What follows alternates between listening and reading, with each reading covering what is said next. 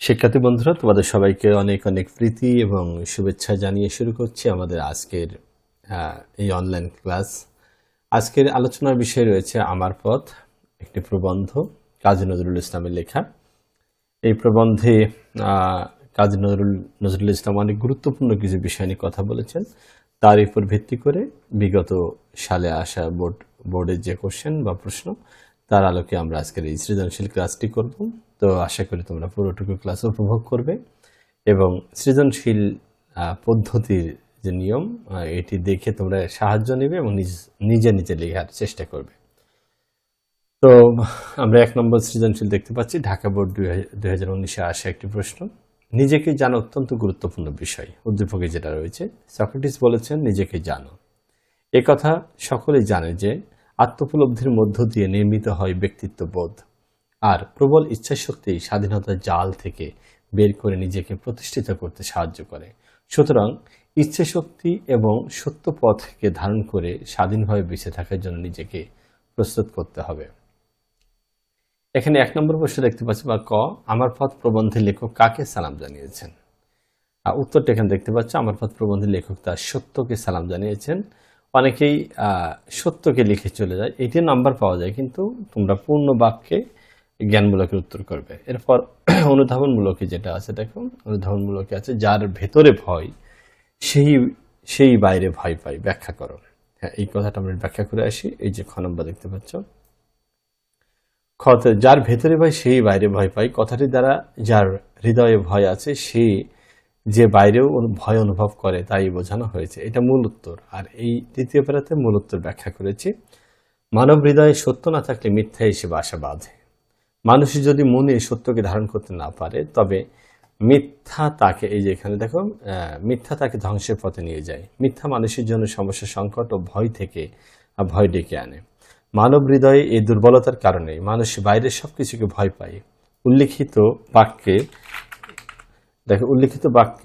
বাক্য দ্বারা লেখক মূলত এই যে যার হৃদয়ে ভয় আছে সে বাইরেও ভয় পায় বিষয়টি বুঝিয়েছেন। হ্যাঁ, আর গ নম্বর যেটা আমরা দেখলাম, নিজেকে জানো, যে উদ্দীপকটা সে গতে রয়েছে যেটা, সেটা হচ্ছে যে উদ্দীপকের সাথে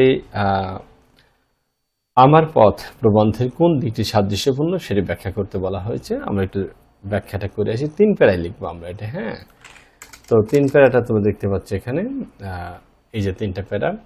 এখানে দেখো, উদ্দীপকে নিজেকে জানা এবং সত্যকে অন্তরে ধারণ করার কথা বলা হয়েছে। আমার পথ প্রবন্ধেও লেখক সত্যকে ভালোবেসেছেন, আত্মনির্ভরশীল হওয়ার কথা বলেছেন এবং সত্যকে একমাত্র অবলম্বন বলে মনে করেন। উভয় ক্ষেত্রে সাদৃশ্য মূলত এখানে। এখন আমরা এটা দেখি যে দ্বিতীয় প্যারা, আমার পথ প্রবন্ধে নিজের কথা বলতে সত্যের পথকে নির্দেশ করেছেন।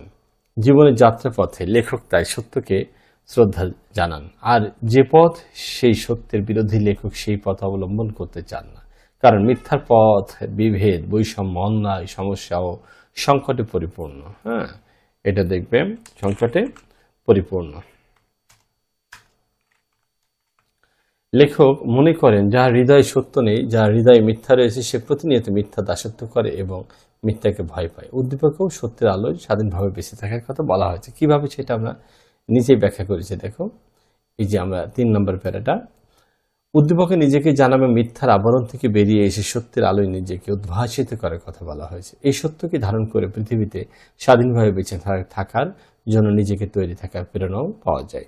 একইভাবে লেখক তার এসব কারণে বলা যায়, দেখো লেখক তার এসব কারণে বলা যায় উদ্দীপকের সঙ্গে আমার পথ প্রবন্ধ। এখানে মূলত একটু আমরা দেখে নেব যে এখানে একইভাবে লেখক তার জীবনের সকল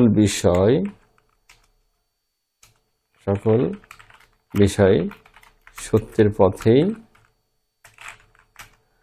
চালিত করেছেন। এসব কারণে আমরা বলতে পারি উদ্দীপকের সঙ্গে দেখো আমার পথ প্রবন্ধের হৃদয়ের সত্য ধারণ দিকটি মিলে যায় আর কি, সাদৃশ্যপূর্ণ। হ্যাঁ, এটা গেল। আর এরপরে দেখো ঘ নম্বরে কি ছিল, উদ্দীপকে নিজেকে জানো এই কথাটি আমার পথ প্রবন্ধের মূল বিষয়বস্তুকে নির্দেশ করে কিনা সে বিষয়ে আমাদের একটা যুক্তি দিতে হবে। আমরা এখন সেই যুক্তিতে যাচ্ছি। যে ঘ নম্বরে দেখো মূল উত্তরটা প্রথম প্যারায়, উদ্দীপকে মহামনীষী সক্রেটিসের বিখ্যাত উক্তি নিজেকে জানো তুলে ধরা হয়েছে। এই উক্তিটি আমার পথ প্রবন্ধের দেখো যে মূল বিষয়কে নির্দেশ করে, কারণ এই যে এখানে দেখো প্রবন্ধে নিজেকে জানা, আত্মনির্ভরশীল হওয়া এবং সত্যকে জানার কথা বলা হয়েছে। প্রবন্ধের এই বিষয়কে সমর্থন করে উদ্দীপকে নিজেকে জানো কথাটি কে সব দিক থেকে সমর্থন করছে আর কি। এখানে দেখো, এখানে তোরা বৈধ শুরু করতে পার দ্বিতীয় পারা। আমরা উদ্দীপক দিয়ে করেছি। উদ্দীপকে মনীষী সক্রেটিসের একটি বিখ্যাত উক্তিতে ধরা হয়েছে। সক্রেটিস বলেছেন, নিজেকে জানো, নিজেকে জেনে আত্মনির্ভরশীলতার মধ্য দিয়ে মানুষের হৃদয়ে প্রকৃত শক্তির বিকাশ সাধিত হয়, সেই শক্তিতে মানুষ মহৎ হয়ে উঠতে পারে। এখানে 3 নম্বর পায়ে লিখেছে আমরা বই থেকে, আমার পথ প্রবন্ধে লেখক এই আত্মনির্ভরশীলতার দিকটিকে সবচেয়ে বেশি গুরুত্ব দিয়েছেন। তিনি মহাত্মা গান্ধীর, আমরা যদি প্রবন্ধটা পাঠ করি তাহলে মহাত্মা গান্ধীর উদ্ধৃতি দিয়ে বলেন, গান্ধীজি আমাদের নিজেকে চিনতে, নিজের শক্তিকে চিনতে ও জানতে বলেছেন, নিজের উপর বিশ্বাস অর্জন করতে বলেছেন, নিজের আমিত্বকে চিনে সত্যকে অক্ষুণ্ণ রাখতে বলেছেন। এটা গেল হলো আমাদের 3 চতুর্থ পারে আমরা লিখেছি দেখো, এখানে নিজেকে জানার অর্থ হলো নিজের ভেতর যে সত্য আছে তা জানা। নিজের সত্য শক্তিকে সঠিকভাবে জানা গেলে পৃথিবীর অন্যান্য বিষয়কেও জানা যায়। তখন অন্তরে আলোয় বাইরের জগৎ উদ্ভাসিত হয়ে ওঠে। ধর্ম হোক, রাষ্ট্র হোক কিংবা জীবন হোক, সবার আগে নিজের বিষয় সঠিকভাবে জানতে হবে এবং তার ভেতরে প্রকৃত সত্য উপলব্ধি করতে হবে। তবেই সেই সত্য দ্বারা অন্যকে আলোকিত করা সম্ভব হবে। উদ্দীপকে সক্রেটিসের বক্তব্য আমার পথ প্রবন্ধের এই বিষয়টিকে সমর্থন করে। তো এটা হচ্ছে আমাদের 1 নম্বর সৃজনশীল ছিল। এরপরে আমাদের 2 নম্বর সৃজনশীল। 2 নম্বর সৃজনশীলে আছে দেখো, এখানে কুমিল্লা বোর্ডের 2019-এর একটি প্রশ্ন। সেখানে বলা হচ্ছে, আমি একটু উদ্দীপকটা এক পলক দেখে আসি। আলম একজন সংগঠক। এলাকার ছেলে মেয়েদের নিয়ে তিনি কবি সুকান্ত পাঠাগার ও সঙ্গীত বিদ্যালয় নামে সংগঠন গড়ে তোলেন। তিনি মিথ্যাকে উড়িয়ে দিয়ে সামাজিক প্রতিবন্ধকতাকে জয় করে সংগঠনের রজত জয়ন্তীর আয়োজন করে। তিনি দমে যাওয়ার মানুষ নন। তার সংগঠনের ছেলেমেয়েরা আজ গুণী শিক্ষাবিদ, সাংবাদিক, প্রশাসনিক কর্মকর্তা, চিকিৎসাবিদ, আরও কত সফল মানুষ। তিনি আলোকিত মানুষ হিসেবে সকলের মন আনন্দে ভরিয়ে দিয়েছেন। এখানে প্রশ্ন করা হয়েছে যে আমার পথ প্রবন্ধে, ক নম্বরটা দেখো, আমার পথ প্রবন্ধে আমার পথ আমাকে কি দেখাবে, সেটা দেখতে পাচ্ছ যে আমার পথ প্রবন্ধে আমার পথ আমাকে আমার সত্য দেখাবে। এটা হচ্ছে উত্তর। খ, আত্মাকে চিনলে আত্মনির্ভরতা আসে, এটা ব্যাখ্যা করতে বলেছে। আমরা এটা ব্যাখ্যা করব এই যে এখানে 2 প্যারার মাধ্যমে। কিভাবে দেখেন, সত্যকে জানা ও আত্মশক্তি বিকাশের মাধ্যমে আত্মনির্ভরতা অর্জনের বিষয়টি বোঝাতে লেখক প্রশ্নোক্ত কথাটি বলেছেন। অন্যের উপর নির্ভর করে বেঁচে থাকাকে বলা হয় পরনির্ভরতা। দেখো, যার নিজের শক্তির উপর বিশ্বাস নেই, যে আত্মশক্তি ও সত্যকে জানে না, সেই পরনির্ভর। নিজের সত্যকে না জানলে আত্মনির্ভরতা অর্জন করা যায় না। তাই পরনির্ভরশীলতাকে বর্জন করতে হলে নিজের সত্যকে জানতে হবে, নিজের শক্তির উপর আস্থা স্থাপন করতে হবে, আর তাহলেই মানুষ আত্মনির্ভরশীল হয়ে উঠবে। আর এভাবে আত্মনির্ভরতা আসে। প্রশ্নোক্ত কথাটির মাধ্যমে লেখকের বিষয়টি তুলে ধরেছেন। আর গতে কি আছে দেখো প্রশ্নটা, উদ্দীপকে আলমের নেতৃত্বে স্বরূপ আমার পথ প্রবন্ধে কিভাবে প্রতিফলিত হয়েছে সেই বিষয়টি বিশ্লেষণ করতে বলা হয়েছে। আমরা দেখো গ, উদ্দীপকে আলমের নেতৃত্বে আমার পথ প্রবন্ধের সম্পূর্ণভাবে প্রতিফলিত হয়েছে কিভাবে। এখানে দেখো, উদ্দীপকের একজন সফল সংগঠক আলমের কথা বলা হয়েছে। তিনি বিভিন্ন সামাজিক প্রতিবন্ধকতাকে জয় করে নিজের মনের মতো করে একটি সঙ্গীত বিদ্যালয় পাঠাগার গড়ে তোলেন। তাই তিনি আজ সবার শ্রদ্ধার পাত্র।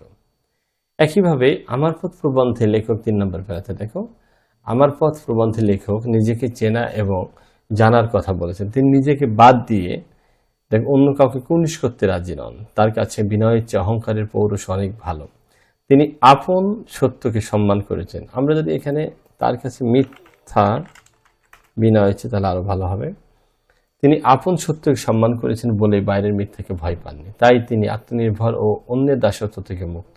উদ্দীপকে আলম সাহেব একই চেতনার মানুষ, তাই তিনি আপন কাজে জয়ী। এভাবে উদ্দীপকে আলমের নেতৃত্বে স্বরূপ আমার পথ প্রবন্ধের সম্পূর্ণ ভাবকে প্রতিফলিত করেছে। ঠিক আছে, এই 3টা বিষয় একটু মনে রাখতে হবে। আচ্ছা, এরপরে ঘ নম্বরের প্রশ্নটা দেখে আসি একটু। মনুষ্যত্ব মানুষকে আলোর পথ দেখাতে পারে। উদ্দীপক এবং আমার পথ প্রবন্ধের আলোকে আমরা উক্তিটির যথার্থতা বিচার করব। চলো আমরা তাহলে ঘ নম্বরটা দেখে আসি। ঘ নম্বরের মূল উত্তরটা দেখতে পাচ্ছ তোমরা। উদ্দীপকে আলম সাহেবের কর্মকাণ্ডে মনুষ্যত্ব বোধের সার্থক প্রকাশ ঘটেছে। আমার পথ প্রবন্ধ লেখকের বোধের উদ্বোধন। উদ্বোধন বানানটা আমরা এভাবে লিখবো না, আমরা লিখব দ দিয়ে হসন্ত দিয়ে, তারপরে এভাবে দেখো।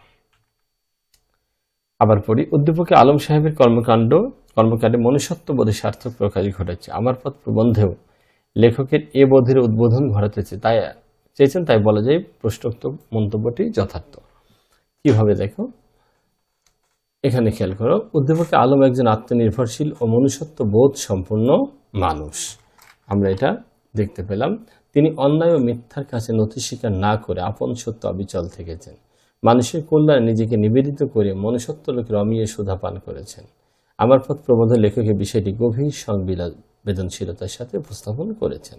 কিভাবে, এখানে তাকাও। আমার পথ প্রবন্ধে লেখক এমন এক আমির আহ্বান করেছেন যার পথ সত্যের পথ। তিনি প্রত্যেক মানুষকে আরেক মানুষের সঙ্গে মিলিয়ে আমরা হয়ে উঠতে চেয়েছেন। তিনি জানেন মনুষ্যত্ব বোধ জাগ্রত হলে ধর্মের সত্য উন্মোচিত হবে, সব বিরোধ মিটে যাবে, সম্প্রীতির, এখানে দেখো, সম্প্রীতির বন্ধন দৃঢ় হবে। এই মনুষ্যত্ব বোধই মানুষকে আলোর পথ দেখাবে।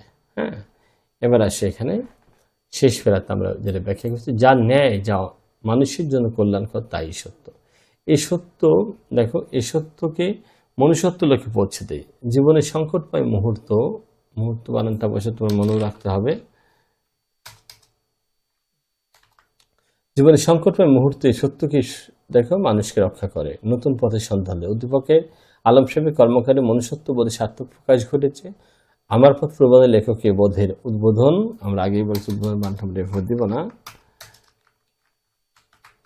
উদ্বোধন ঘটাতে চেয়েছেন, তাই বলা যায় প্রশ্নোক্ত উক্তিটি যথার্থ হয়েছে। অর্থাৎ এই জাতীয় প্রশ্নগুলোই মূলত বোর্ডে এসে থাকে, তোমরা যে দেখতে পেলে। অর্থাৎ আমরা আমার পথ প্রবন্ধ দুটি সৃজনশীল আজকে সমাধান করলাম। যদি তোমাদের আর কোনো চাওয়া থাকে আমাকে কমেন্টসে জানাবে।